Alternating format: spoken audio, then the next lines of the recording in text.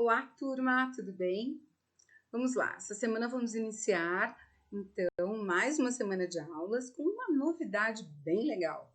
Essa novidade é que teremos aulas ao vivo, nós poderemos nos falar ao vivo e tirar todas as dúvidas, certo? Essa semana, então, começamos as aulas ao vivo. Vamos dar continuidade ao material didático, ok? Vamos começar, então. Bem-vindos e vamos lá! Muito bem, turma, vamos lá. Vamos começar, então, a falar sobre o grupo dos animais moluscos, ok?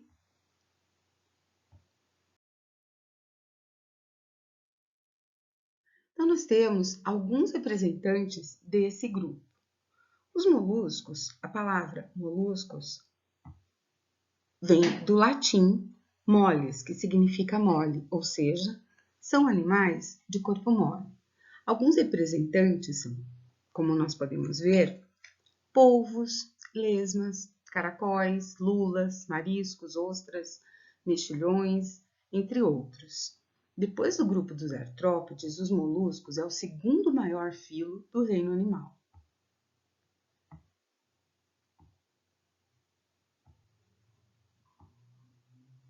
Então vejam alguns desses representantes.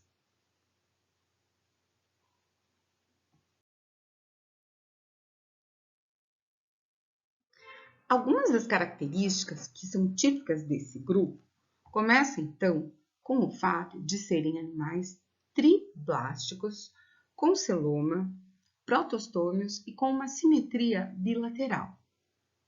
Eles apresentam o tubo digestivo completo. A sua digestão é extra e intracelular, pode ocorrer fora e dentro da célula. Na boca dos moluscos, exceto no grupo dos bivalves, existe uma estrutura exclusiva do grupo que é chamada de rádula. Geralmente, essa estrutura corresponde a um conjunto de pequenos dentes feitos de quitina que são usados para obtenção de alimento. O molusco raspa o substrato para obter as partículas alimentares. Aqui, em detalhe, para vocês entenderem o que é essa rádula. Não é uma formação dentária, apenas algo com que eles conseguem raspar e obter os seus alimentos. Como eles são morfologicamente? O aspecto deles, não é?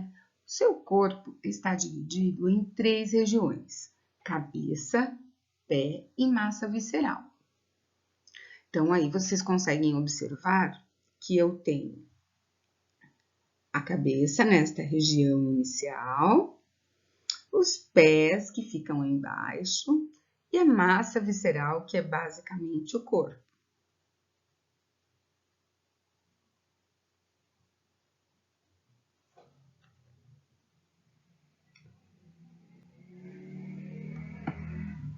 Apesar do nome molusco significar corpo mole, muitos representantes apresentam uma concha calcária, que é produzida pelo manto. O manto é o órgão constituindo, então, a parede dorsal do corpo do animal, que cobre a massa visceral. É a epiderme desse órgão que secreta o carbonato de cálcio, formador da concha. Em algumas espécies, interna e reduzida, como é o caso de lulas. E em outras espécies, a concha é ausente, como é o caso das lesmas.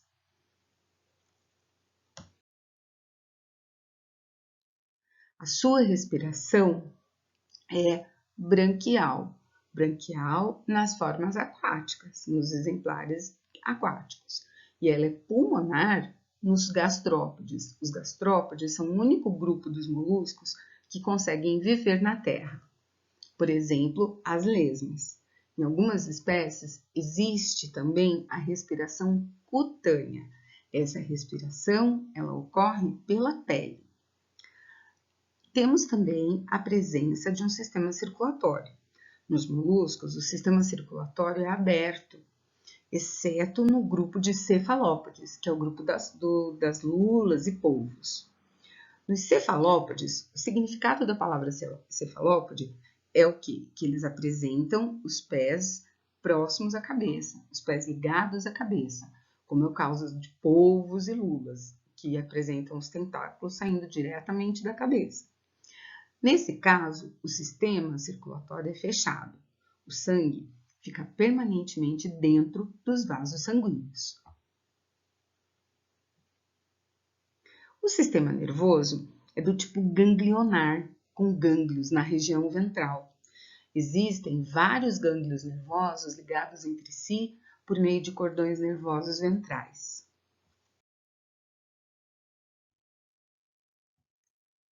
Temos também o sistema digestório. O sistema digestório dos moluscos é completo porque eles possuem boca e ânus. O sistema excretor é feito através de estruturas chamadas nefrídeos e também por metanefrídeos.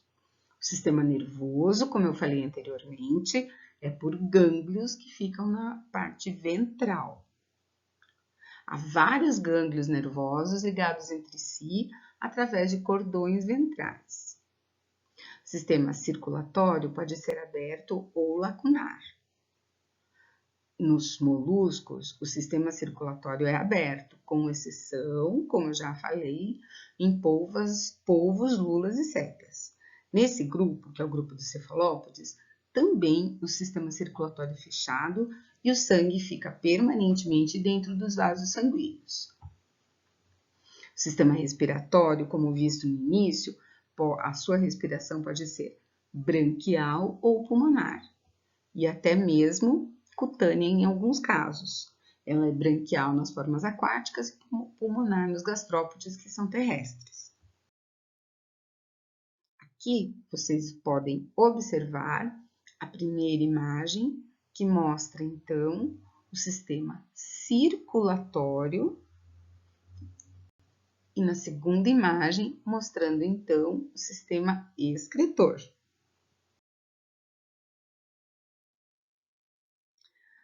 Os grupos de moluscos. Os moluscos podem ser classificados em algumas classes que são bem importantes. A classe Aplacófora são, então, os moluscos vermiformes com pé reduzido, que vivem no ambiente marinho e não apresentam concha. Aí está a imagem de um deles.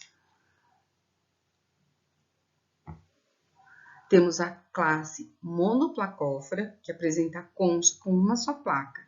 Vivem em águas profundas, entre 2.000 e 7.000 metros. Aí está a imagem deles. Temos também os poliplacóforas, que têm uma concha calcária, formada por até 7 ou até mais placas que recobrem o dorso do animal, que é o caso do quito. Essas são as classes.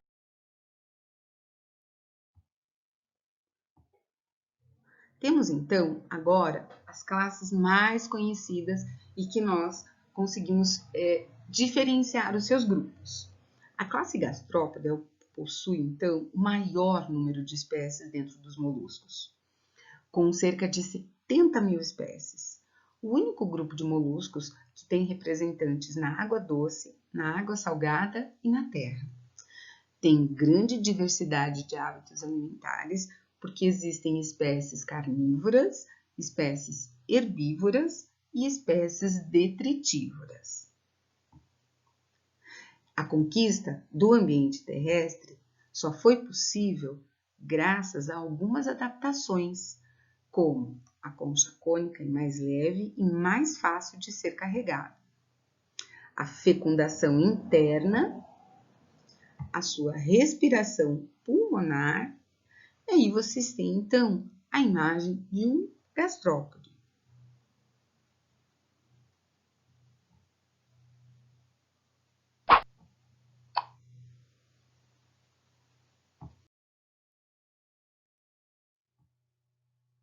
Temos mais duas classes.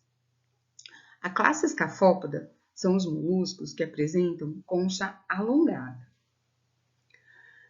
lembrando um dente de elefante. Daí o nome do principal representante, dentário. Eles não possuem brânquias e a respiração é cutânea. Vivem enterrados na areia da praia. Alguns exemplos para que vocês possam ver, que podem também ser usados como adornos. Temos a classe que é chamada de biválvea ou pelecípoda. Ela apresenta o corpo envolvido por uma concha, que é constituída de duas partes. Cada parte recebe o nome de valva. Eles podem ter tanto na água doce como na água salgada. Na evolução desse grupo, houve então a redução da cabeça e o desaparecimento da rádula. Os bivalves são animais filtradores e conseguem o alimento através das brânquias. Temos também o grupo dos cefalópodes. Os cefalópodes são moluscos exclusivamente marinhos. A sua respiração é branquial, eles têm um sistema nervoso bem desenvolvido e uma excelente visão. São animais coloridos e surpreendentes.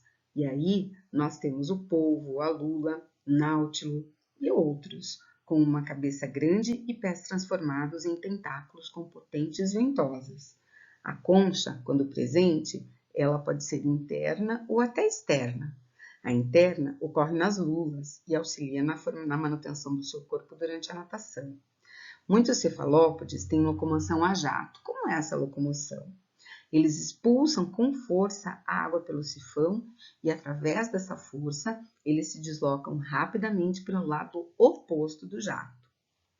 Alguns bivalves também se locomovem por propulsão a jato. E os bivalves também temos uma curiosidade. Eles não possuem rádulas porque são filtradores. E com isso, existem as ostras, que são capazes de produzir a pérola. Fica aí uma dica, vamos pesquisar como é que os bivalves conseguem produzir essa pérola.